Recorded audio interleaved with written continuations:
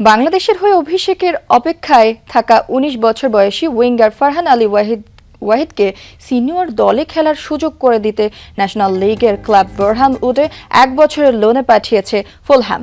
এ মৌসুমে মাঠে ওয়াহিদের সম্ভাব্য নতুন তারকা হয়ে ওঠার সম্ভাবনা দেখছে ওপটা অ্যানালিস্ট। এদিকে বাংলাদেশের আরেক midfielder Hamza Chowdhury Leicester city ছেড়ে যোগ দিতে পারেন নতুন ক্লাবে, তবে আলোচনা এখনও প্রাথমিক পর্যায়ে।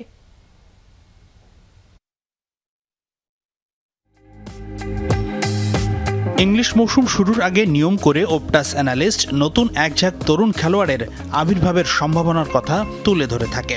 ওপটাসের ভাষায় সম্ভাব্য নতুন তারকা, এবারও তার ব্যতিক্রম হয়নি। কিন্তু এবার ওপটাসের তালিকায় আছেন বাংলাদেশের হয়ে অভিষেকের অপেক্ষায় থাকা ফারহান আলী ওয়াহিদ।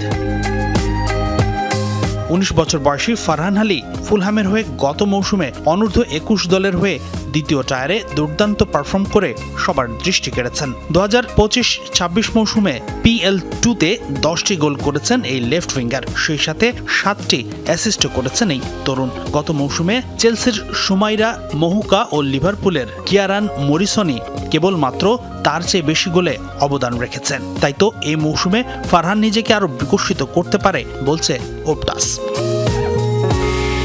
তবে সেটা ফুলহ্যামের জার্সিতে নয়, কারণ তরুণ এই ফুটবলারকে নিয়মিত ফুটবল খেলে বিকশিত হবার সুযোগ দিতেই তাকে ধারে নতুন ক্লাবে পাঠিয়েছে ফুলহ্যাম। ২০২৬-২৭ মৌসুমের জন্য লোনে ন্যাশনাল লিগের ক্লাব বোরহাম উডে যোগ দিয়েছেন ফারহান আলী। ফুলহ্যাম বলছে প্রতিযোগিতামূলক সিনিয়র ফুটবলের অভিজ্ঞতা অর্জন করার জন্যই এই লোন ডিলের প্রধান উদ্দেশ্য।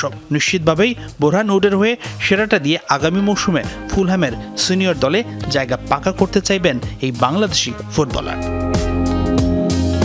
এদিকে বাংলাদেশের মেগাস্টার হামজা চৌধুরীও আছেন দলবদলের আলোচনায়। গণমাধ্যমের খবর অনুযায়ী লেস্টার ছেড়ে আজারবাইজানের প্রিমিয়ার লিগের ক্লাব সাবা এফসিতে যোগ দিতে পারেন হামজা।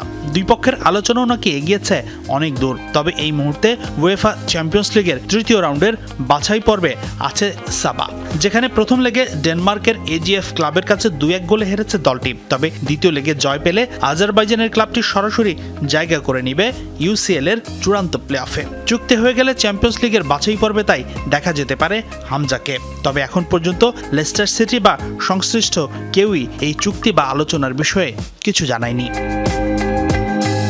হাসানুর রহমান, যমুনা স্পোর্টস।